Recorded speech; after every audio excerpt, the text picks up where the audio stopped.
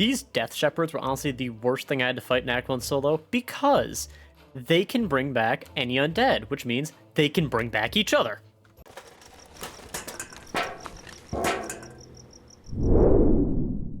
Baldur's Gate 3, an incredibly complex story-driven game with characters that have rich backstories and amazing character development. But what if we entirely ignored all the hard work the developers put in and just played the game solo? If you're new to this series, my name's Nate. I've been doing a solo playthrough of Baldur's Gate 3. I'm playing on standard difficulty as a rogue named Sneaky Frank. Now, he's not the brightest lamp in the Menards lighting section, but man is he stealthy. My original goal when I made him was to avoid combat when possible and sneak my way through the game. I found out very quick that wasn't exactly possible, but sometimes you gotta play with the cards that you dealt yourself. This video is a wrap up of everything that happened throughout Act 1 of my run. If you're interested in checking out the series more in depth, I'd love if you checked out the other episodes. And with that, let's get right into it. So, the most important part of any solo run in this game is to make a point of being snarky to all your possible companions. I made sure to meet all of them, just so that I could tell them, hey, we could team up, but I don't want you around, get away from me, and stay away from me. Interestingly enough, Shadowheart would not stay away from me throughout this run and kept showing up.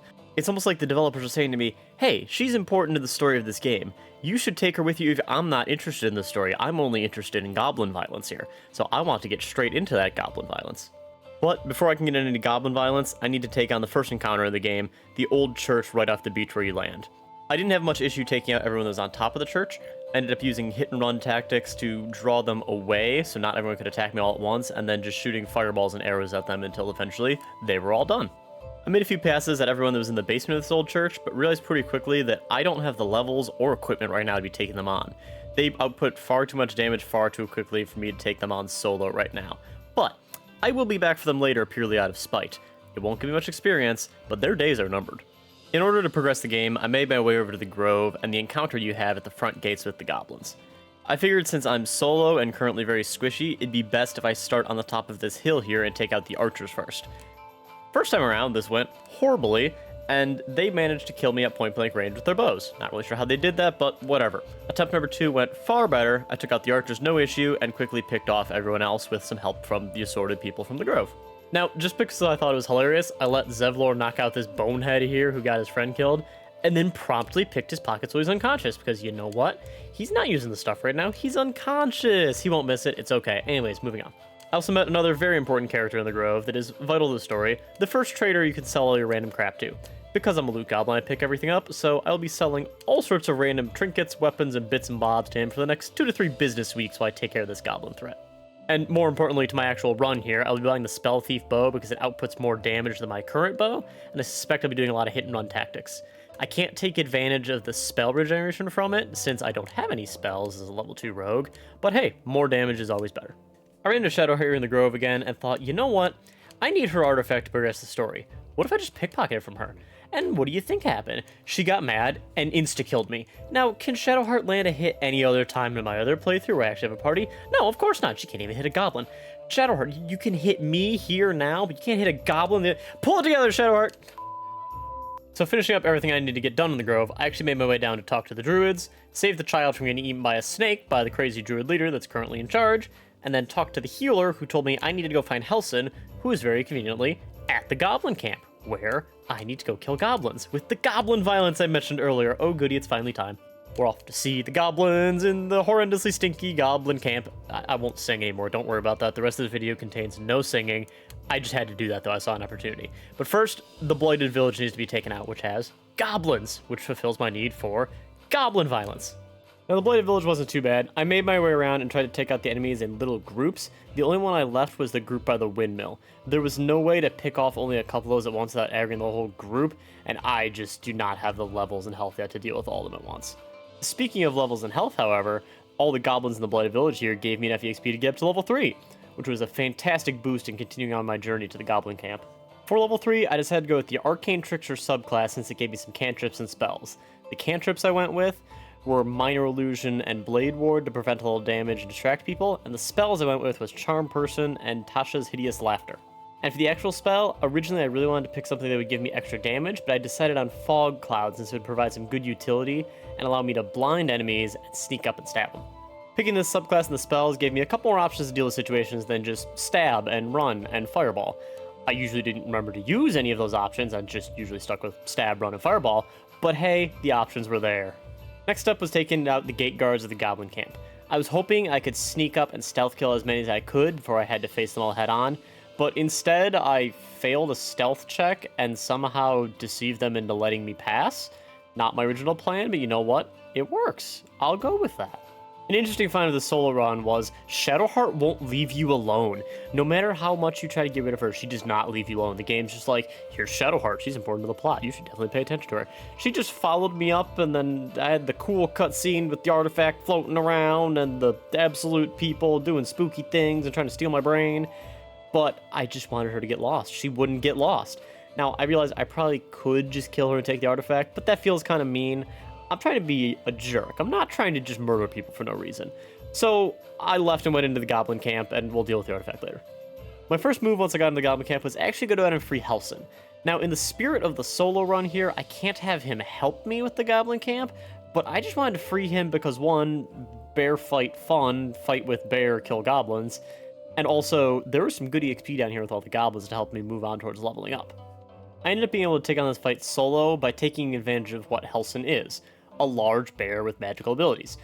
The only thing I really did was stop the children from alerting the guards outside and assist as needed. Helson did most of the work here. With that fight done and Helson freed, I can sleep easy at night. The grove is freed. Sort of. Not exactly. I still have a lot of goblins to deal with outside.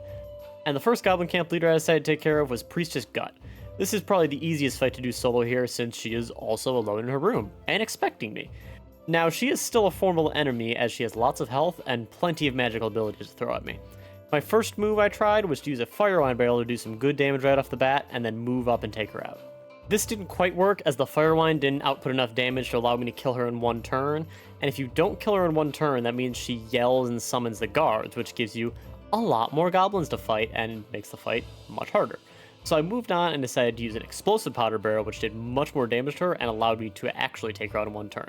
Now, how I actually had to take her out was a little sketchy, because since I had to stand far enough away to not get hit by the explosive powder barrel myself, that meant I had to shoot an arrow at her in order to kill her. Luckily, it rolled high and did enough damage to take her out in one turn. With Priestess Gut down, that means I get my first brainworm to put in my head. And as much as I want to get rid of the brainworms, sometimes, you gotta put more brainworms in your head in order to get less brainworms in your head. I'm not a doctor. But I decided to go with favorable beginnings for my first one to help me hopefully talk my way out of situations rather than having to fight my way out of everything. Next up was taking out Minthara. I decided I wanted to try to get to level 4 before I took her on though. So I went back to the Blighted Village and tried to take out some of the goblins I had not taken out previously. I took out a couple random ones here and there, and then I took down the ogres with a jiggle peek technique essentially, where I just ran up, shot them once, ran away, and they had no idea where they're getting shot from. This is actually a fantastic way to take out these ogres even if you're in a party. When you run into them in the game, they're much stronger than most people can take on, so if you go up on the roof and just shoot them repeatedly and dash back, they'll have no idea what's hitting them, and you can get their good items real quickly. They have a very important item called the Headband of Intellect, which raises your intelligence to 17, and since Sneaky Frank is not the brightest of characters, it's very helpful for me to have that. Now, did I actually get my level up from doing this? No, I kind of just gave up and said, let's go fight Minthara anyways. But I stuck with the same philosophy as fighting Priestess Gut. I threw down an explosive barrel next to Minthara to hopefully deal some good damage to her right away, and I also threw down an explosive barrel on the other side of the bridge next to the other goblins to take them out quicker since they're formidable in their own ways. Now, this fight was much more difficult than Priestess Gut, and it took me quite a few more tries, quite a few more strategy changes, and quite a few more times of Sneaky Frank getting exploded. Now, the first issue I ran into was the fact that Minthara is just pretty strong for this level. She does a lot of damage, she can heal herself, she can use hold person on me, and that wound up being an issue. So my best bet was doing great damage to her right off the bat with the explosive barrel, and if it didn't do much to her, I kind of just had to reset, and one time actually, the explosive barrel just totally killed her right off the bat, so that was awesome. Now, the next issue I ran into is the fact that the tracker goblins the next room over had the ability to summon wargs as well as shoot arrows at me. The wargs were the biggest issue, so I decided the best option was to destroy their ladder on the other side before the fight even starts so they cannot climb up and enter the fight. They kind of enter the fight because they aggro, but they can't actually do anything to me, so it prevents them from summoning any nasty wargs to interrupt my plans. So the final winning strategy for Minthara ended up being taking out the ladder to the other side of the room so more goblins couldn't join the fight, blowing up an explosive barrel next to her and doing a bunch of damage right off the bat, and keeping a fire wine barrel on the other side of the bridge to help take out the remaining goblins. This strategy wasn't fantastic since it had a lot of luck baked into it with the explosive barrel there, but in the end it worked out well, and the time I won, I actually killed her in only one move with just an explosive barrel because it did enough damage to take her out. With Minthara taken out, that means I get one more brain worm and get to move on to probably the hardest fight of the Goblin Camp to do solo, Jorragslin. During the Minthara fight, I think the goblins I locked in the other room ended up banging on their war drum and alerting the rest of the temple to my presence, which is not great for the Jorragslin fight because it means I can't sneak up on him and put down an explosive barrel, but it does give me the opportunity to take out the rest of the camp, which led to me getting to level 4. At this point, I decided it would probably be beneficial if I started multi-classing. Up until this point, I really haven't had good options to deal with large hordes of enemies, hence the use of firewire barrels and explosive barrels, so I decided it'd be best if I multi-class into something where I could get some spells that would do some AoE damage. I ended up deciding to go with the Warlock, since it kind of fits with the vibe of the run, with being sneaky, and a Warlock's kind of dark and spooky, and also because they do actually have some good AoE abilities. As I was picking spells, I realized there's no reason I need to have specifically 3 levels of Rogue and only 1 level of Warlock right now. So I decided to go back to Withers and do a little bit of rearranging and move it so I have 3 levels of Warlock and only 1 level of Rogue. For the moment, this gets rid of my bonus action dash and bonus action disengage, but I think that's okay because I'd rather have the extra Warlock abilities to help take on this fight I've got coming up. For my Eldritch Invocations, which can be used without a spell slot, which is fantastic for Sneaky Frank because he has very few spell slots, I decided to go with Fiendish Vigor to get me some temporary health, which turns out to be very useful later on because I can just keep adding on extra health whenever I want, and Thief of the Five Fates to help me use Bane on enemies to reduce their attack rolls and saving throws. Next up for my spell learned, I decided to take Cloud of Daggers to help meet that AoE need I'm currently missing on my build. The Cloud of Daggers can stay around for up to 10 turns, and I can put this to block like entryways or right in the center of fights to do consistent damage to multiple enemies at once. Finally, I had to pick a Pact boon. I didn't really like any of them, but I went with Pact of the Blade. It's kind of tough for this build with Rogue, since you can summon a Pact weapon, but the enchanted weapons I have are already better, and I have some ones in mind for the future that are going to be far better than the Pact weapon. And it switches it over so that the spellcasting ability modifier is used instead of strength or dexterity. And Sneaky Frank, let's just say, is not the wisest or most intelligent man, but he's got dexterity, so I don't really want to stop using that dexterity, because he doesn't have a lot going on up there. There's not much brain in that head. But that means switching over to Warlock is done, so it is time to get to the Jorragslin fight. Now, my original plan for fighting Jorragslin here was to do very similar strat to what I did for Minthara and Priestess Gut. Get in, put down some explosive barrels, and set those off to start the fight and deal some good damage right off the bat. However, someone, it's me, I'm someone, had to let one of the goblins go and set off the alarm, which put this entire room on alert. Now, that doesn't mean I can't put down explosive barrels, I just can't get them right next to him to start the fight off with that.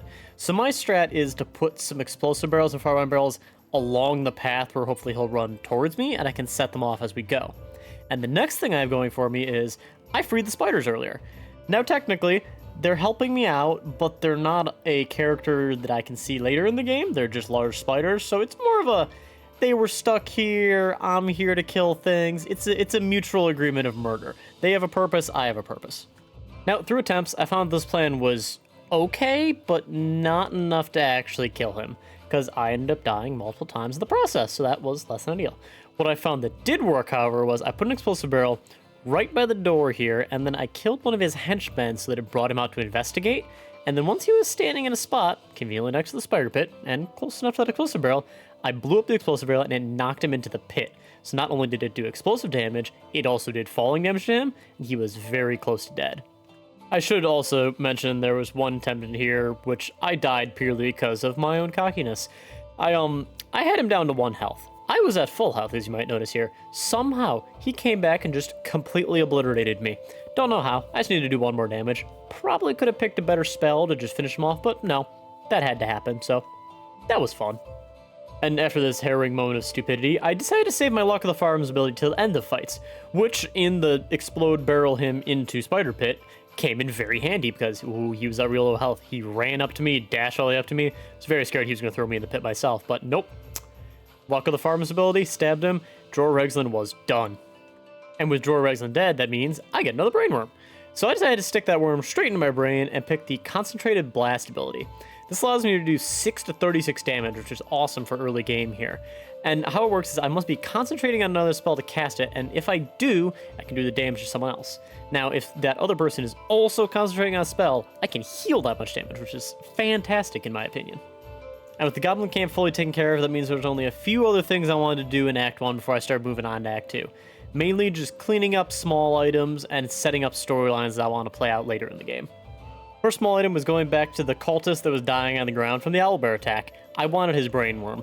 I took his brainworm, and I used it to get Call of the Week, which allows me to do damage to low health enemies, which would have helped me in that Jorah Ragzlin fight now that I think about it.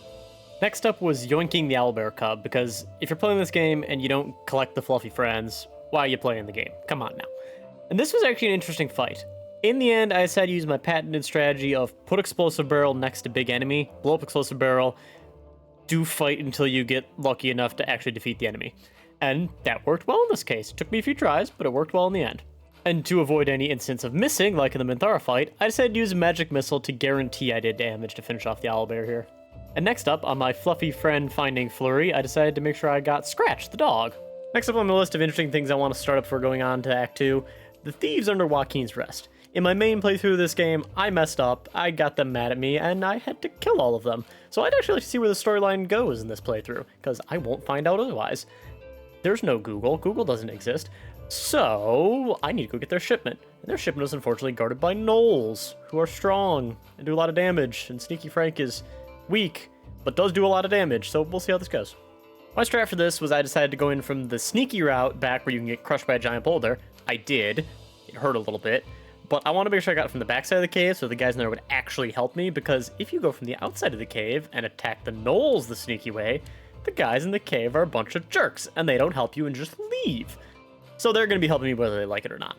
In this fight, my AoE spell I picked up, Cloud of Daggers, was fantastic, because the gnolls have to come in from this cave entrance, they can't come from anywhere else, and they're also stupid enough to run straight through the daggers, so I did piles of damage to them with the Cloud of Daggers. Perfect. And the guys in the cave did end up helping me, and did also pass away painfully, but I was able to take down all the gnolls, and I got the shipment back, so I call that a win for Sneaky Frank. Maybe not the people laying on the ground, deceased, but Sneaky Frank in the win here. And this gnoll also had a brainworm in it, so that means I get to pick a new brain ability. Woohoo! I went with Psionic Backlash. This allows me to hit spellcasters when they cast a spell for as much damage as the level of spell they cast, which is awesome for doing just a little bit of damage for wizards when they're hiding in the corners like they do. What about this evil chest with who knows what in it? I know what's in it from my other playthrough. Back to the thieves under Joaquin's Rest, and I really wanted to steal their explosive powder barrels because I've been using those barrels to help me win boss fights, but I couldn't figure out a way to steal them without pissing them off, so I'm going to leave them for now, and hopefully I get more later in the game. And with everything in the main area taken care of, I need to move my way on to the Risen Road, because I did not want to go to the Underdark right now, because man, I don't think I can make it through those Minotaurs at the beginning as just one little guy. They're too strong and not too squishy, so Risen Road it is. And I had a funny moment where Lae'zel just walked up out of nowhere, even though I left her in the cage at the beginning and just walked away, so I don't really know how she got out, but she's here to help me now. Luckily, me and Lae'zel were able to talk our way out of it and not get crisped up by a large red dragon, so that means there's only one last thing I want to do before I move on to Act 2. The Githyanki Crèche. It has got two things in it that I want. There's a dagger called the Blade of the Mountain King or something like that, which does awesome damage, and three brainworms in the Githyanki doctor's office. So I really want those brainworms. They're going to give me awesome powers as I move on in this game. Now, my strategy for this was to get in, which went great, get the blade first, because in case I pissed anyone off when I killed the doctor, I'd still like to get that blade, and I'll work my way out. We'll figure it out. And then go kill the doctor and hopefully get out unnoticed. Luckily, worked like a charm. Got the blade, killed the doctor, no one knew what happened. This also means I get to pick 3 new brain abilities. Oh boy. I decided to go with Charm to allow me to prevent enemies that are attacking me from attacking me more for at least a turn. And then I really wanted to get Stage Fright, so I picked Psionic Overload, even though I don't really intend to use it much. But Stage Fright I really wanted, so I give people disadvantage on attack rolls, and they take extra damage when they miss. Actually, from killing the doctor, I leveled up to level 5. And this was a fairly simple level up. I really wanted to get my rogue level 2 back so I could get my bonus action dash and my bonus action disengage so that I didn't have to waste main actions on that. So that will, I think, really help me when I need to. run away from things very quickly when I find out I'm a little baby weakling and I can't actually handle it. And that's all I wanted to take care of in Act 1. So thank you all for... Oh god, the Death Shepherds. I forgot about the Death Shepherds. These stupid Death Shepherds that were blocking the way to move on to Act 2 were probably the worst fight I've done solo because they have an ability. Death Shepherds can bring back any undead creature around them, which, one on its own, is fine. They're bringing back zombies, they're bringing back whatever, don't care about it. But the fact that there was 2 Death Shepherds here meant they could bring back the other Death Shepherd, and I swear, they prioritized bringing back the other Death Shepherd. Actually, I know they did. So that made this fight absolutely awful because me, as one sneaky Frank, had to take out 2 high health Death Shepherds in the same turn. In the end, how I decided to deal with these Death Shepherds was, if I dashed away far enough, I could split them up to a certain distance where they would default to healing a ghoul instead of the other Death Shepherd if I killed one of them. So I took out a Death Shepherd, got lucky, one of them healed a ghoul, took out that final Death Shepherd, and then finally was able to take out everything else with ease. And that meant I could move on to Act 2 finally. And with those Death Shepherds defeated, that means Sneaky Frank was able to blunder his way through Act 1 of Baldur's Gate 3 completely solo, except for some giant spiders, but we don't worry about those. So I want to say thank you all for watching. This is the first time I've really done a challenge run like this in a game, and I've had a lot of fun playing it and recording it for you guys to watch. So thank you all for watching, whether this is your first video you're seeing of mine or you've been with the series since the beginning. If you enjoyed the video, I'd love if you left a like down below, and if you're looking to see Act 2, I'd love if you hit that subscribe button. Thanks, and I'll see you guys next time.